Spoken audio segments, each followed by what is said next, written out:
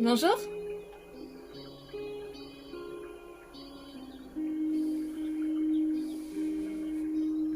Je vois des connexions, je ne sais pas, je ne vois pas les petites bulles, je ne sais pas qui c'est, je dis bonjour. Bienvenue.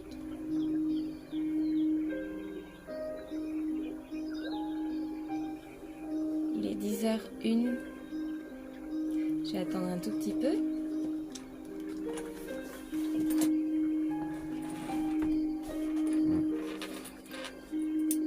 Bonjour Isabelle.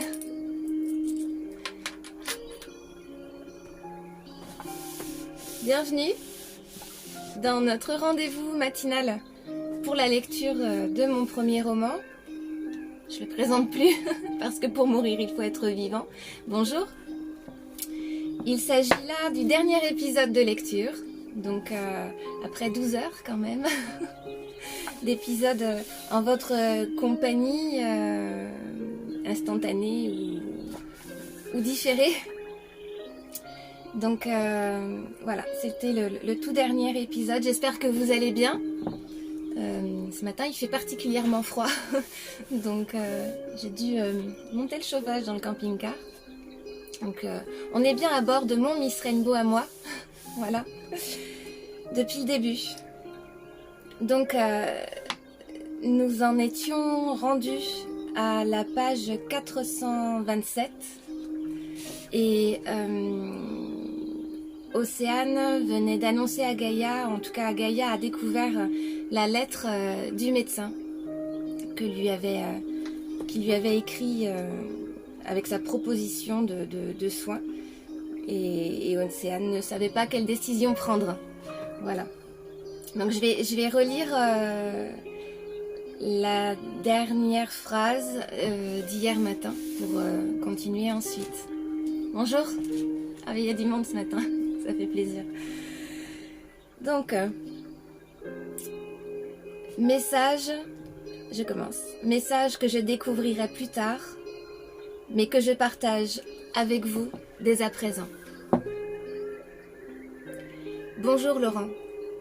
Je t'écris car je dois te parler d'une personne que je pense nous aimons tous les deux très fort. Je voulais que tu saches qu'Océane a ouvert ton courrier tous les jours, sans en rater un seul pendant ces 5 mois de voyage. Que chaque matin ou soir, je pouvais voir son visage s'illuminer à chaque lecture. Tu l'as accompagné tout au long de son parcours. Tu l'as porté aussi, sans t'en rendre compte. Bonjour Dominique. Bonjour Laurent.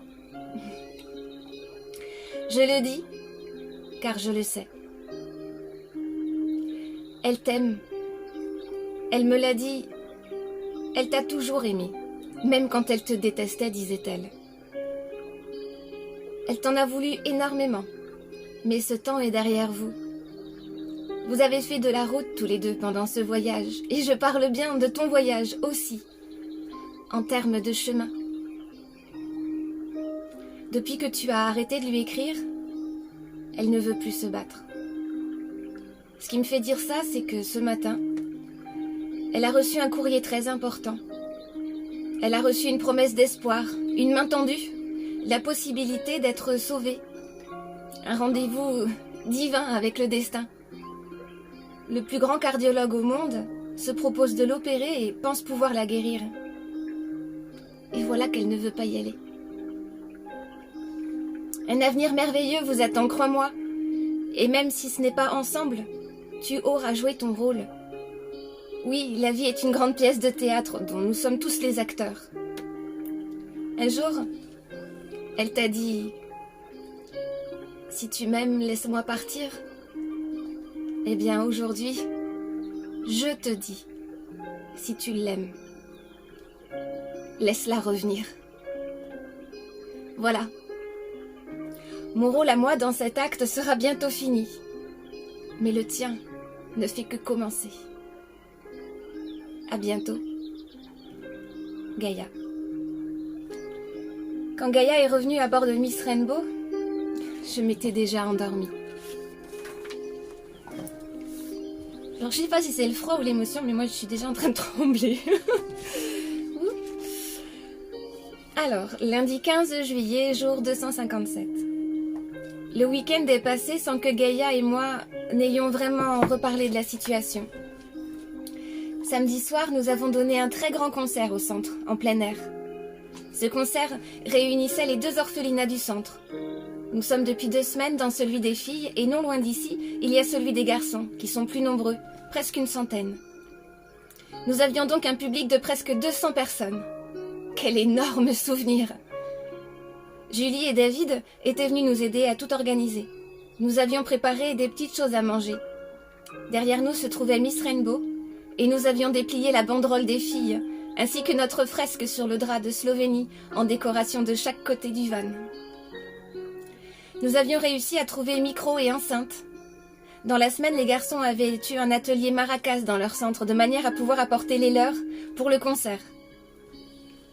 Une soirée inoubliable de plus, qui vient se graver dans notre mémoire à tout jamais. David et Julie ont filmé toute la soirée, ou presque. Et je peux vous dire que le rendu est extrêmement émouvant. Que de lumière, de sourires arc-en-ciel et de graines de bonheur semées. Même si au fil du concert, je pouvais de moins en moins finir les chansons, par manque de souffle. J'ai l'impression de manquer d'oxygène de plus en plus rapidement. Puis, dimanche matin, après une bonne vraie grasse matinée, pour nous remettre de la veille, alors que Gaïa préparait notre petit déjeuner, j'ai ouvert mes courriers. Quand, à ma grande surprise, j'ai vu un mail de Laurent. Mon cœur s'est alors mis à me pincer très fort. Gaïa, j'ai reçu un message de Laurent. Je n'ai pas la force. Veux-tu bien le lire en premier ? J'ai peur de le lire. Peut-être demande-t-il le divorce ? Lis-le et dis-moi si je dois le lire ensuite ou pas. Tu veux bien ? Ok, passe-moi l'ordi. J'ai observé Gaïa pendant sa lecture, en quête de signes ou d'expressions sur son visage qui auraient pu me donner des indications quant à la tournure de cette lettre.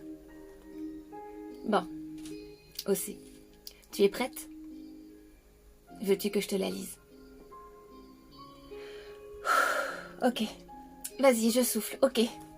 Allez. Mon amour. Mon Océane. Comme tu portes bien ton nom. Je t'ai pris pour une simple vague au début de notre amour. Puis ensuite, je t'ai pris pour de vulgaires clapotis. Puis je t'ai découverte subitement, telle une vraie déferlante. Mais je réalise aujourd'hui que tu es bien plus. Tu es l'océan tout entier. Mon océan. Je suis un navigateur et sans océane, je ne vais nulle part. Non, je ne vais nulle part sans toi. Je t'aime, Océane. Aujourd'hui plus que jamais, et peu importe ce que tu décides pour notre avenir. Je t'aime. Mon désir, le plus profond, est de t'accompagner à travers vents et marées. Je m'étais égarée, car je n'ai pas su t'écouter. Concentrée sur ma carte au trésor futile, j'ai perdu le cap. Je pense que Gaïa, ton amie, est un peu notre boussole. Je sais, c'est fou, mais tu lui diras merci de ma part, pour tout ce qu'elle a fait pour toi. Et sans le savoir, pour nous aussi. Cette fois, nous avons pleuré toutes les deux, en même temps. Quelle merveilleuse lettre. Gaïa a repris avec humour. Alors là, il s'est surpassé. Quel talent, quelle inspiration, quelle poésie. Je crois qu'il a mérité le César aussi, tu ne crois pas ?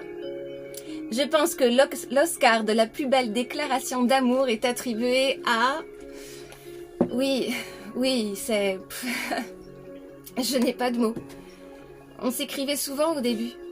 On aime bien la poésie tous les deux. Ça faisait très, très longtemps qu'il ne m'avait pas écrit ce genre de choses. Il faut lui répondre là, tu n'as pas le choix. D'accord, mais je lui dis quoi? Mais tu lui dis, je ne sais pas, qu'ici tu manges bien et qu'il fait beau.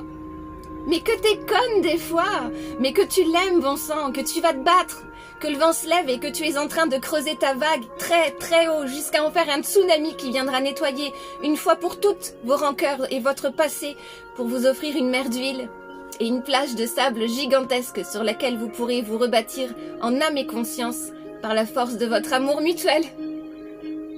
Voilà tout ce que tu vas lui dire, ma belle. Et pas plus tard que maintenant. C'est donc ce que je fais. Et par la même occasion, Gaïa m'a aidé à rédiger mon courrier pour le docteur. Je lui ai écrit que j'accepte d'être reçue à Genève par le cardiologue et que j'attends de recevoir les consignes pour mon hospitalisation. Et aujourd'hui, lundi, notre routine reprend son cours. Ce matin, nous découvrons un nombre incroyable de messages et de commentaires, de réactions vis-à-vis de la vidéo diffusée de notre concert de samedi. Des messages d'encouragement, des messages d'inquiétude, de certains qui ont pu percevoir ma fatigue, dans mon incapacité à finir les chansons. Lilou et Lénie m'ont écrit également que la vidéo sera diffusée ce soir à l'antenne, sur TF1, avec notre vidéo d'arrivée à Katmandou. J'ai même reçu plusieurs mails prometteurs d'une maison d'édition, d'une chaîne de télévision et d'un magazine qui aimerait nous rencontrer pour nous faire diverses propositions. Je n'en reviens pas. Cette semaine, nous poursuivons notre travail auprès des enfants et nous irons aussi à Bandipur, sûrement samedi prochain, en bus avec Julie et David. Et ils resteront jusqu'à dimanche. Samedi 20 juillet, jour 262. Une semaine de plus de passé, dans le bonheur le plus complet. Laurent s'est remis à m'écrire chaque jour, même plusieurs fois par jour, rythmé par mes réponses à ses messages. Il est au Portugal avec les enfants, et qu'il a voulu cacher le fait que nous avions réussi à nous reconnecter, si je puis dire. Mais ils ont vite compris son petit manège. Difficile de leur cacher qu'il était sans arrêt, soit en attente de mes réponses, soit en train de m'écrire. Ils sont enchantés par la nouvelle et n'ont pas tardé à m'en parler. Ils sont en Algarve, au sud du Portugal, et se régalent. C'est un endroit paradisiaque, très touristique, mais ils disent qu'ils se débrouillent toujours pour trouver des petites criques un peu sauvages et tranquilles. Nous avons continué notre bénévolat, mais en levant le pied sur nos activités auprès des enfants. Nous aidons toujours aux tâches quotidiennes et à la distribution de tendresse. Mais pour ma part, j'ai dû me calmer sur le ménage, les jeux extérieurs et toute activité qui me demande trop d'efforts. La semaine prochaine sera donc officiellement notre dernière semaine de voyage. J'ai aussi reçu une réponse jeudi de la part du médecin de Genève, qui m'a envoyé des tas de documents à remplir pour m'assurer un accueil dans les meilleures conditions possibles. Il a récupéré tout mon dossier médical auprès de mon médecin traitant, en plus du dossier remis par la Turquie. Ils m'attendent pour le lundi 29 juillet. Il me fera d'abord passer tout un tas d'examens à nouveau. Il envisage 2 à 3 semaines d'hospitalisation, peut-être plus. Bonjour. Il veut d'abord me soigner globalement, c'est-à-dire qu'après un tel voyage, il faut que je fasse le plein de vitamines, de compléments de toutes sortes avant de passer sur la table d'opération de manière à mettre toutes les chances de mon côté. Ce matin, nous attendons Julie et David pour aller prendre le bus qui nous mènera à Bandipur. Nous prenons Tara et Vesta, bien sûr, car l'endroit est splendide et calme, paraît-il. C'est un petit village de maisons de style Newar. Les Newars sont une population occupant le Népal principalement autour de Katmandou et ont une longue tradition artistique de bâtisseurs, architectes, sculpteurs, potiers, peintres, orfèvres, etc. Juché à 3000 mètres d'altitude, son centre est entièrement piétonné, ce qui offre à ses habitants et ses visiteurs un calme grandement apprécié quand on connaît le chaos des villes par ici. Sans compter que le village offre une vue à couper le souffle sur la chaîne de l'Himalaya. Effectivement, une fois en haut, nous avons l'impression d'être au sommet du monde. Ma sensation d'être arrivée au bout est décuplée. Ici, cette vue, cette fenêtre, grande ouverte sur la terre entière, vient m'offrir la vision de ce que pourrait être ma vie. J'ai le monde, que dis-je, l'univers tout entier, là, offert, devant moi. Et peut-être toute une vie encore pour l'en remercier. Ce village a un vrai cachet de par ses bâtiments ornés de fleurs, son sol pavé de grosses pierres authentiques et uniques. Nous n'avions rien réservé assez tôt, mais nous trouvons facilement un restaurant qui fait office de guest house. Nous avons passé une magnifique soirée en compagnie de Julie et David, que l'on apprend à connaître chaque fois un peu plus. Ils se sont rencontrés en école d'infirmiers, passionnés de voyage tous les deux. Il leur a pris l'envie de voyager pendant des années, tant qu'ils sont jeunes à travers le monde en faisant profiter les pays défavorisés de leur savoir-faire médical. Ils trouvent facilement à se loger, car dans les dispensaires, il y a souvent de quoi héberger les bénévoles. Sinon, ils vont chez l'habitant. Ils sont jeunes, fougueux, ils n'ont peur de rien. Ils ne s'imaginent pas refaire le monde, mais en tout cas, l'embellir autant que possible à leur passage. C'est ainsi, en discutant pendant le repas, que Gaïa et moi, nous avons eu la même idée. Géniale. Qui est une des plus belles décisions que nous aurons prises depuis notre décision de partir. Nous allons leur offrir Miss Rainbow. Quoi de plus normal? Ce choix se pose là, comme une évidence même. N'est-ce pas la vocation de Miss Rainbow que de voyager à travers le monde pour tenter d'en guérir quelques plaies? Qu'elles soient visibles ou pas. Leur réaction est extraordinaire, ils sont d'abord sous le choc, puis ne savent pas vraiment s'ils devraient accepter, puis laisser éclater leur joie. C'est tellement génial, mais comment vous remercier? Nous allons pouvoir parcourir le Népal, l'Inde et continuer où bon nous semble avec l'assurance d'un toit et d'une locomotion. C'est énorme, mais comment vous remercier, vraiment? En continuant ce que vous faites, tout simplement. Et en nous donnant des nouvelles, de temps en temps. Mais, et vous? Mais nous rentrons chez nous. Notre vie n'est pas ici, mais nous aimerions que l'aventure de Miss Rainbow continue, et vous êtes parfait pour elle. Samedi 27 juillet, jour 269. La fin du voyage. Ça y est, nous y sommes. Le grand départ est arrivé. Nous avons passé la semaine à nous préparer à rentrer, à faire le vide à l'intérieur de Miss Rainbow. Nous en avons profité pour offrir le surplus de vêtements que nous avions et qui ne pouvaient pas entrer dans la valise, dans les valises que nous avons dû acheter. Nous avons entièrement vidé le van, pour ensuite le nettoyer à fond, retirer tous les rideaux, les draps, pour tout laver. Ce travail nous aura pris déjà quelques jours. Si vous saviez comme j'ai peur de rentrer. Je sais que la peur ne sert à rien, elle épuise juste notre énergie constructive. Mais je ne peux pas m'en empêcher. Ce matin, c'est Julie et David qui nous accompagnent à l'aéroport de Katmandou. Nous y prendrons un vol de 17h vers Genève. Nous avons organisé hier soir, comme nous l'avions déjà fait il y a 2 semaines, une soirée de concert en invitant l'orphelinat des garçons à se joindre à nous. Une manière de pouvoir dire au revoir à tout le monde en même temps. Nous avons aussi acheté des niches de transport pour Tara et Vesta. Heureusement que nous avions fait le nécessaire de vaccination, de passeport pour elles aussi avant de venir. Devant l'entrée de l'aéroport, les séparations avec Miss Rainbow sont intenses. La remise des clés a quelque chose de solennel, tel un passage de flambeau. Nous arriverons dimanche.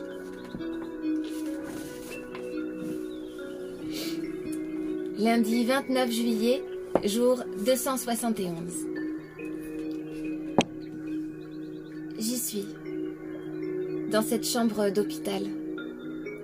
J'ai enfin rencontré ce chirurgien, cet illustre inconnu qui semble tenir ma vie entre ses mains. Je dois m'en remettre à lui? Sûrement pas, dirait Gaïa. Elle dirait que tout, ça fait partie de ce que j'ai écrit de ma vie. Ceci entraînant cela, qui entraînera cela, etc. Je rencontre l'infirmière en chef, responsable de mon suivi, qui m'explique que d'abord, pendant une dizaine de jours, je vais passer différents examens et que je serai branchée et légèrement sollicitée pour prendre du poids et pallier les diverses carences que montreront mes prises de sang. L'opération est pour l'instant programmée pour le samedi 10 août, mais que je serai aux soins intensifs jusqu'au 12, si tout se passe bien. Pendant toutes ces journées écoulées, Gaïa vient me voir tous les jours. Et comme la dernière fois, elle me fait la lecture de tous les messages bienveillants que nous recevons de partout dans le monde. Nous recevons des vœux de chaque pays traversé. C'est magique. Ce que je vis est dingue. Elle m'apporte chaque jour des dessins qu'elle m'imprime et des messages qu'elle me met au mur. Vous ai-je déjà dit à quel point cette femme est merveilleuse? C'est un ange? Eh bien, même si vous me trouvez folle, je ne vous cache pas que de nombreuses fois, je me suis réellement posé la question. Je me suis vue à la télévision française sur le câble. Ils parlent de mon état de santé et de tout ce que Gaïa et moi avons accompli. Les journées passent très vite malgré tout et contre toute attente, je me suis mise à écrire. Un livre? Peut-être. Vendredi 9 août, jour 282. Le cardiologue vient de passer me voir pour un dernier point. Il est extrêmement confiant. Demain c'est le grand jour, Océane. Vous verrez. Tout va bien se passer. Et vous pourrez repartir. Mais cette fois pour un tour du monde. Et ne revenir que dans une 50aine d'années. J'ai tellement peur que je n'ai pas su quoi lui répondre. Cette semaine, je me suis préparée. Je n'ai voulu voir personne, mis à part Gaïa. J'ai écrit à tous que quoi qu'il arrive, je les aimais. Qu'ils ne devraient pas être tristes si je ne devais pas survivre à l'opération. Car j'avais vécu, bien vécu, et que je suis heureuse, sereine, en paix et prête. Oui, je suis prête, quoi qu'il arrive. Aussi, j'ai voulu que Gaïa vienne me dire au revoir. Je l'ai embrassée sur les lèvres. Je crois bien que je n'ai pas voulu que les enfants et Laurent viennent me voir, leur demandant encore une fois d'être forts et de me comprendre. Je voulais éviter trop de pleurs et d'émotions qui, selon le docteur, m'auraient épuisée plus qu'autre chose. C'est parti. Je vous dis à lundi. Ou pas. Lundi 12 août, jour 285. Bon jour. Quelle belle journée pour ouvrir les yeux. On dirait bien que je suis encore là.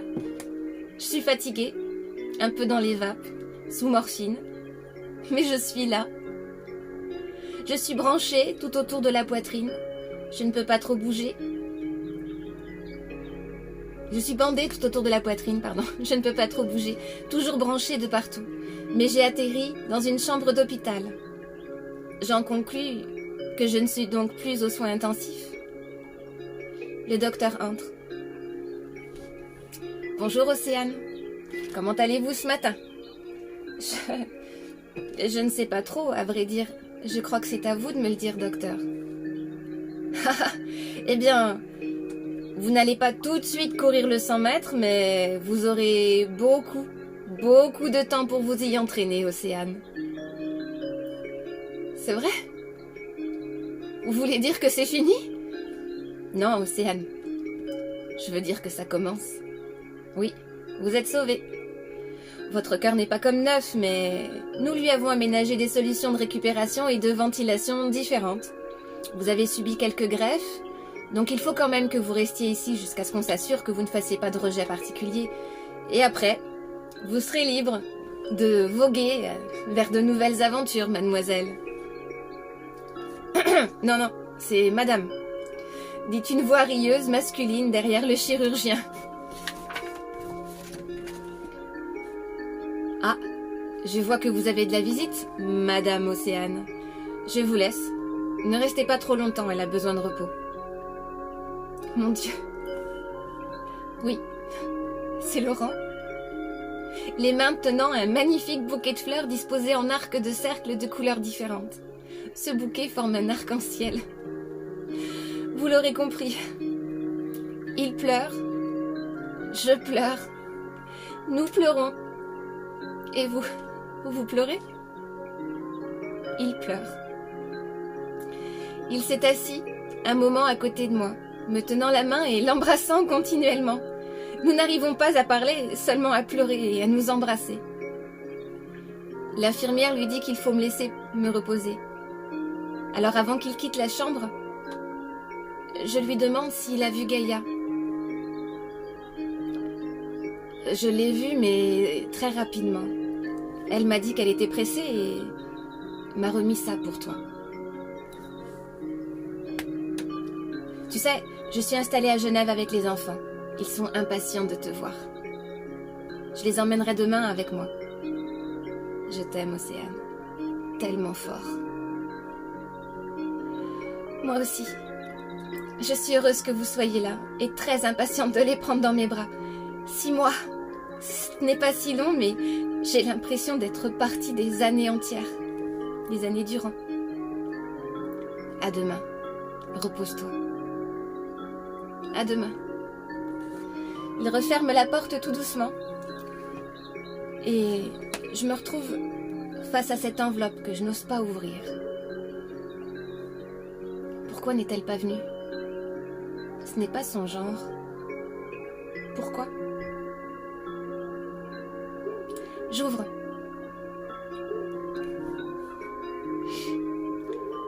Ma belle Océane. Tu sais à quel point je suis sensible et à quel point je déteste les séparations? Je ne pouvais pas m'y résoudre. Alors, j'ai choisi de t'écrire. En guise d'au revoir. Océane, la boucle est bouclée. Sais-tu quel jour nous sommes? Regarde au calendrier. Ce que je fais avant de reprendre la lecture. Mes yeux déjà pleins de larmes et le cœur plein d'incompréhension. Nous sommes le 12 août, ma belle. 9 mois se sont écoulés depuis le jour de ton diagnostic. 9 mois de gestation. 9 mois, c'est le temps qu'il faut pour donner la vie. Tu n'es finalement pas morte, tu vois, car tu l'étais déjà. Ce jour-là, du moins à l'intérieur. Tu es née, Océane, dans cet hôpital. Il t'aura fallu 9 mois pour donner naissance à cette Océane que tu as toujours été, mais que tu avais étouffée par trop de peur, trop de si, et pas assez d'amour. Te voilà venue au monde pour le meilleur. Tu es à la croisée de ton merveilleux destin de chanteuse, écrivaine et voyageuse. Bienvenue dans ta vie, Océane. Ne me cherche pas. Je suis déjà là. J'ai toujours été là. Tu sais, cette petite voix que tu n'as jamais voulu écouter. Puisque toi et moi, nous n'avons toujours fait qu'un. Du bout de ton stylo magique, tu nous as enfin permis de nous rencontrer. Et c'est signé ton âme.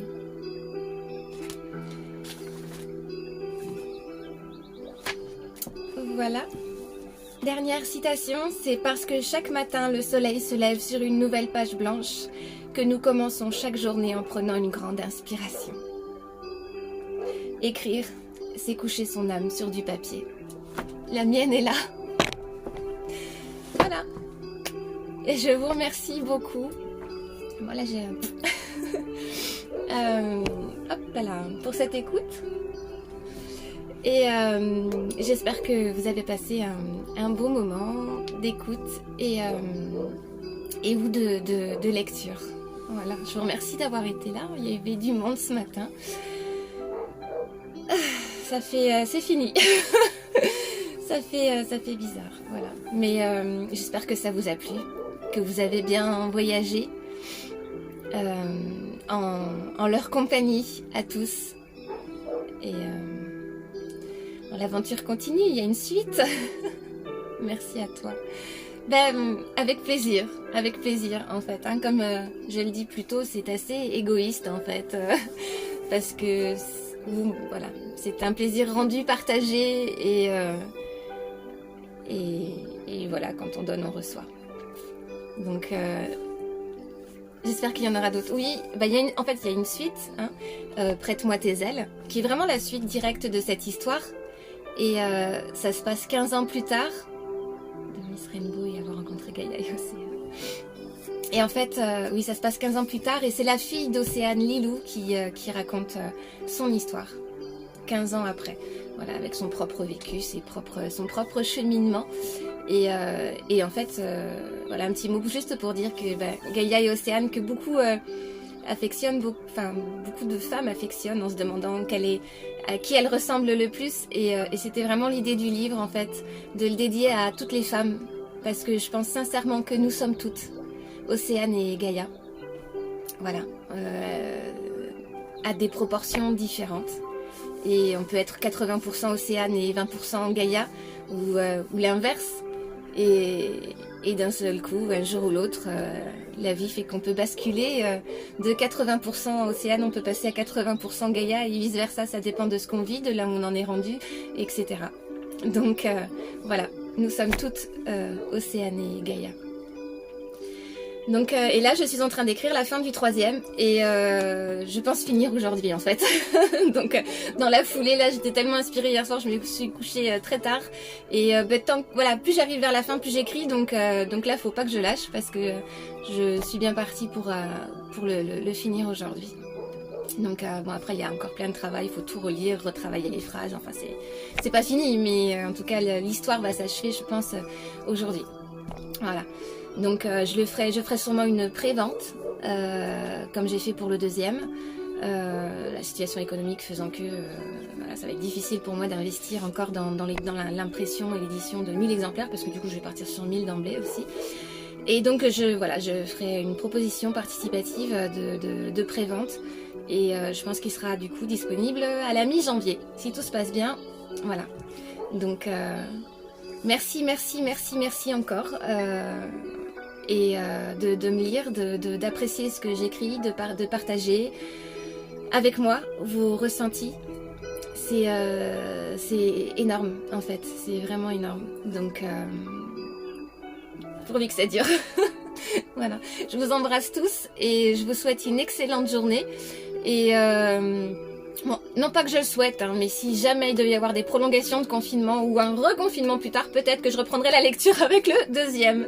Donc voilà, je dirais pas que c'est souhaitable, mais bon, en tout cas, c'est une manière de pouvoir le traverser, ce confinement, positivement pour moi. Voilà, donc bonne journée, bon week-end et à très vite.